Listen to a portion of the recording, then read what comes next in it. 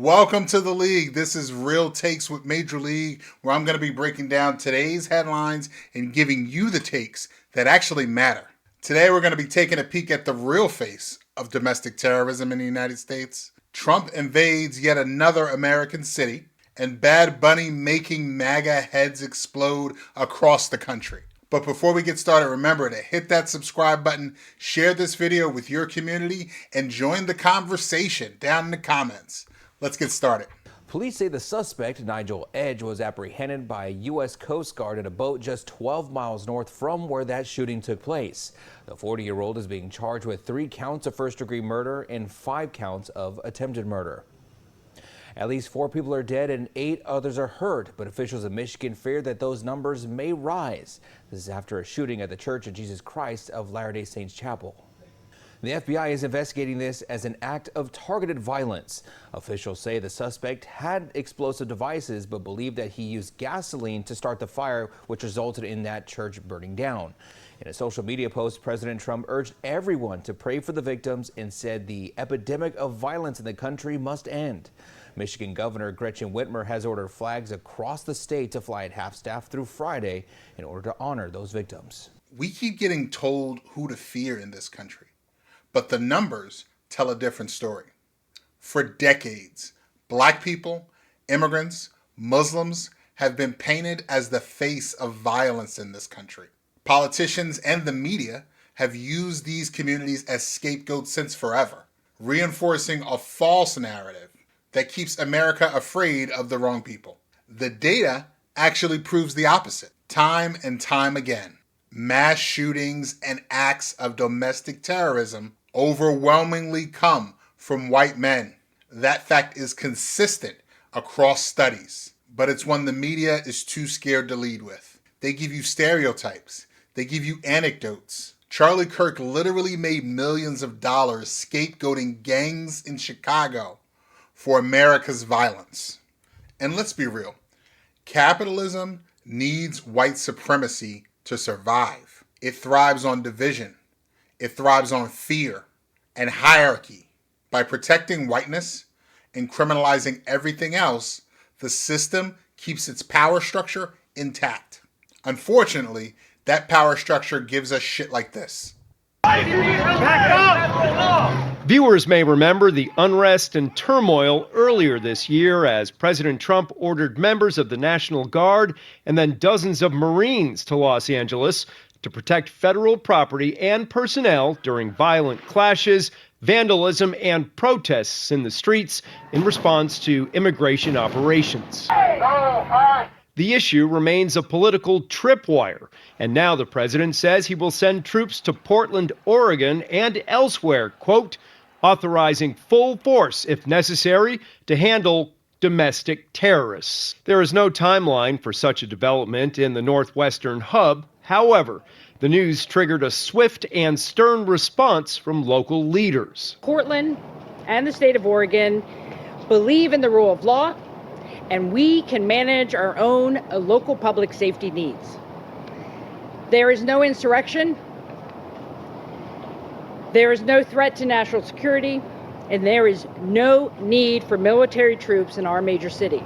This is not a military target. The president will not find lawlessness or violence here. I've been so deeply disappointed to see the footage from a half decade ago recycled and then recycled again. Portland was the scene of sometimes violent protests over the death of George Floyd in Minneapolis in 2020. According to reports, recent demonstrations have been significantly less volatile and more focused on an area surrounding the Immigration and Customs Enforcement, or ICE, building outside downtown. Some federal agents have been injured in flare-ups, and a number of protesters have been charged with assault. Portland is a so-called sanctuary city. These places basically limit cooperation with ICE. Trump is sending troops to Portland with the goal of, quote, doing a number on the city. And we know what this means. He wants to stoke fear and chaos and trigger violent interactions and riots to justify expanded authoritarian control. Let's not take the bait. Trump threatening to send troops into Portland isn't strength, it's desperation. This isn't about control. This is about weakness. Leaders who are confident don't need to send the military into their own cities. This is Trump trying to show strength while demonstrating exactly how insecure he really is.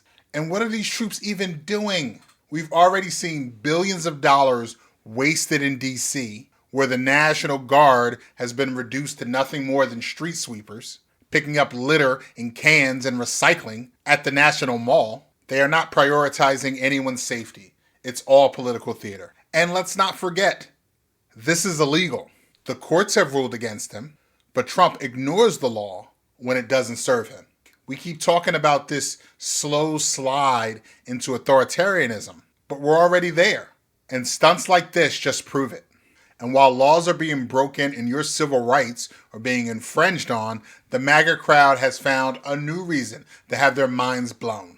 Conservatives Benny Johnson and Robbie Starbuck are blasting the NFL for choosing Puerto Rican artist Bad Bunny to headline the 2026 Super Bowl. Now, the Super Bowl will take place at Levi's Stadium in San Francisco. Bad Bunny said in a statement, quote, "What I'm feeling goes beyond myself. It's for those who came before me and ran countless yards so I could come in and score a touchdown. This is for my people, my culture, and our history." Some conservatives are not happy about this announcement. Starbuck posted on X, Roger Goodell and the NFL just decided to make the Super Bowl political by picking Bad Bunny as the 2026 Super Bowl music act. The guy literally says he isn't touring the U.S. because of Trump's ICE raids. Just released a video mocking President Trump. Also, most of his songs aren't even in English. This is not a pick designed to unite football fans or let people just enjoy the show. It was a pick designed to divide fans, and no doubt Bad Bunny will find some way to push a woke message. Benny Johnson also weighed in, writing, "The NFL self-destructing year after year. Democrats, of course, took the opportunity to make fun of MAGA." Gavin Newsom's press account responded to Johnson on X, writing, "Benny, calm down. We all know you listen to Bad Bunny, LOL." Okay, we can get this out of the way. Bad Bunny is not just popular. He's one of the biggest superstars on the planet. He is the most streamed artist for the last 5 years in a row. They didn't just get some regular dude. His music dominates charts across cultures, languages, and borders. And he represents a global audience that can't be ignored. But watching the right wing collectively lose their shit over him doing a whole halftime show in Spanish is going to be fucking gold, Jerry. Worth the price of admission alone. Now, you know they love to go around calling everybody snowflakes, but they obviously can't handle a halftime show that reflects the actual world we live in. And at the root of it, that's exactly why they're so mad. They will always have a problem when whiteness is not being centered. This isn't about Bad Bunny. This isn't even really about the NFL. I thought they were all boycotting football anyway. This is about the same underlying issue they've had since Obama was elected in 2008. They are looking up at a country that no longer centers the view of the straight white man. That is at the heart of every issue they ever have. Thank you so much for joining us on Real Takes with Major League. As always, hit that subscribe button, share this video with your community, and join the conversation down in the comments.